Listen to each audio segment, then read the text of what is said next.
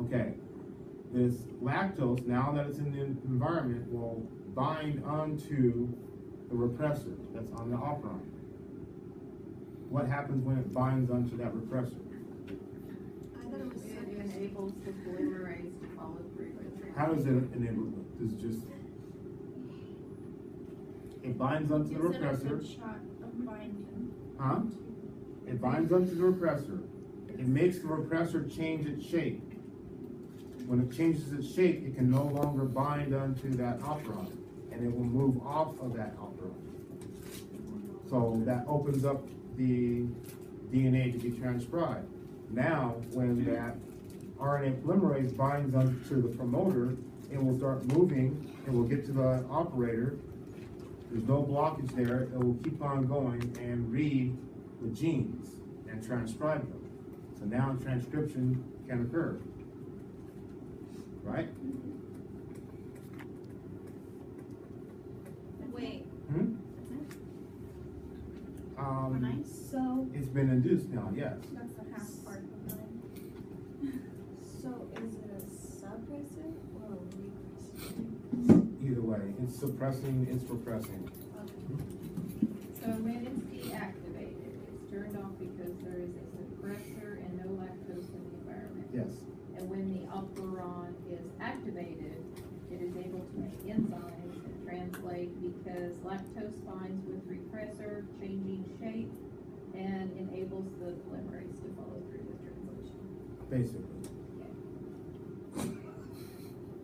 Okay, now let's look at one that is repressible, meaning that it is always turned on. And the one that we're talking about is the operon that produces tryptophan.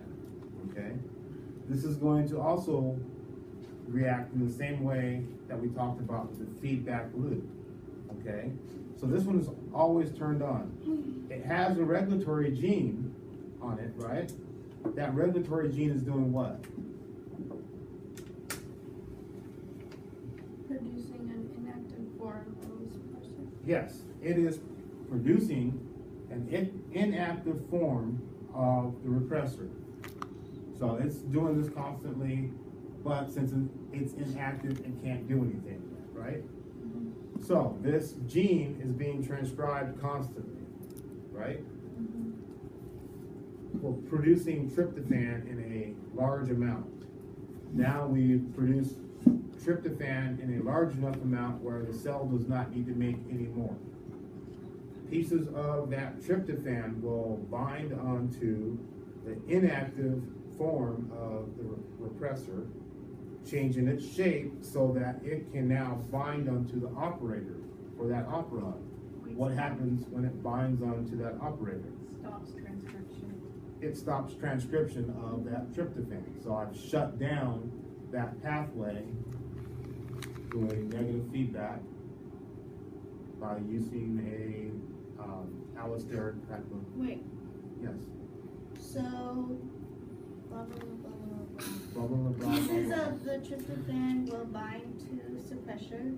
The inactive, the inactive one, Yeah, yes, the inactive suppressor, which changes the shape and makes it become active. and causes it to be inactive. It activates the suppressor, which now will be able to bind onto the operator, blocking the RNA polymerase from transcription, therefore ending the transcription of that gene. Blocking You the said a what fan. from transcription? Blocking the what from transcription? The RNA from transcribing the gene. Stopping transcription of tryptophan. Yes, Okay, operator. stopping the transcription of the mRNA that eventually will make tryptophan. Okay, so on your trip operon, we just need to, do we have to put that normally stays on? Yes, Producing an inactive form of the repressor. that's the regulatory gene, yes. Overproduction of tryptophan binds to an active suppressor I don't and think becomes you need to active, put that. which binds to Just operon, put stopping transcription of tryptophan. Cause like, Yes. that one says right there. Oh, Okay, that way, hold on, don't hear you. Don't. So that's it, cause we did the lac operon and the tryptophan. yes. So now we're on number 10. Huh? Okay, number 10. Oh, wait, I thought we got it.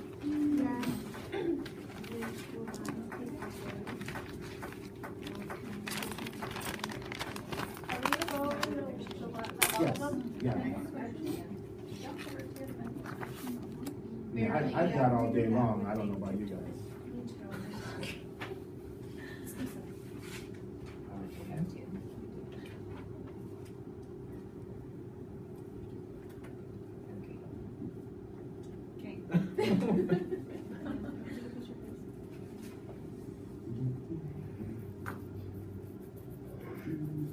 It's kind of messy though. No, it's just in mine. Listo? Yeah, my handwriting is not Ándale. messy. Number 10. Just Monday? Okay, 10. Number 10. Describe the cause and outcome of the types of mutations we discussed. I give you those: silent, nonsense, and missense, right? Nonsense. Missense, then nonsense, okay? And then I also want you to talk about the frame shift mutations, and with those you have insertions and deletions, and what happens with a frame shift mutation. So let's look at the silent mutation, okay? In a silent mutation, you are going to have a point mutation of a nucleobase, right? A point mutation, meaning that one nucleobase is made wrong, okay? So you have a point mutation of that nucleobase. But even though I have a point mutation, I'm still going to transcribe the correct amino acid. Why is that? Because you have a wrong codon that it still produces. It still produces the correct amino acid. So a mistake has been made, but even though that mistake was made, the correct amino acid was still made. Why? So wrong codon, but correct. Is that amino because acid. your mutation in the base pairs? Is that why you It's at the base have the pairs. wrong codon? You have a wrong codon because of the mutation at the base pairs, yes. But even though it's wrong, it still produces the correct amino acid. Why? Because it has multiple. Because there are multiple codons that can code for the same exact amino acid. That's what we remember I talked about redundancy. It's redundant, the whole system. So in this case, there are two codons that could code for the same amino acid. In some cases, you have three codons that could code for the same amino acid. Or you can have four codons that could code for the same amino acid. So even though there's a mistake, I'm going to create the correct amino acid. It's silent because even though something went wrong, everything still comes out right because the correct amino acid is made, the correct sequence of amino acids is made, the correct protein is made, okay? So therefore it's silent. Now, if you look at a missense, missense is characterized as having a point mutation in that DNA, right? But that point mutation changes one of the amino acids in the sequence, but it does not change the sequence before or after it, right? So one of the amino acids is made wrong, but a complete protein is still made. Right? Wait, so what do I put after having a point mutation? It has a point mutation that changes the codon for that amino acid, right? So I get the wrong amino acid made within the sequence, but it does not change the sequence before or the sequence after, right? So you have a wrong amino acid that makes the right protein, or a, It makes the wrong one. okay, that's what I said, but one amino acid is off, making a wrong protein. Yes. And But so, it does not change. but it does not change the sequence before or the sequence after. It only changes that one amino acid. But that change in that one amino acid gives you a slightly different protein, right? So if that protein is slightly different, then it's still not the right protein that's supposed to be made, right? So it's missense. I'm creating a protein, but I'm not creating the correct protein because of the change in that one amino acid. Correct? Now, nonsense. Nonsense one is where you have a point mutation in the DNA, right? That's going to create a codon that codes for what?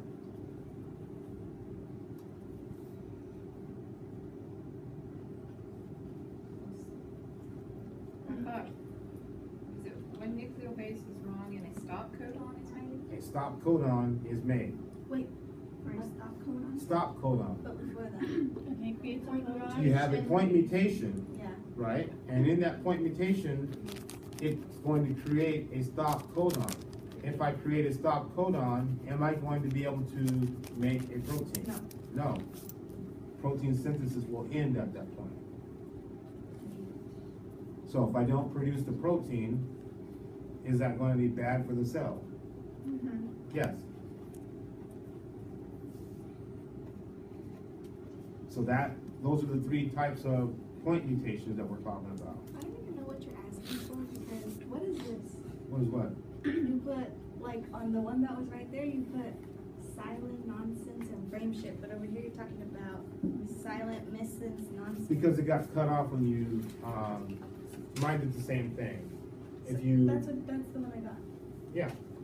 But the things are silent, missense, nonsense, and the Does anybody have one that has it not cut off?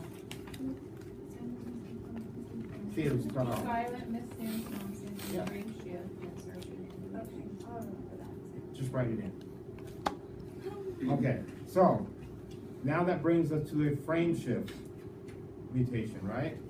A frame shift mutation can occur with an insertion or a deletion of a nucleotide.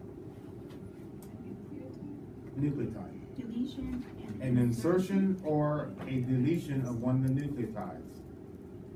So, say for instance, I have on my template strand, it is A, right?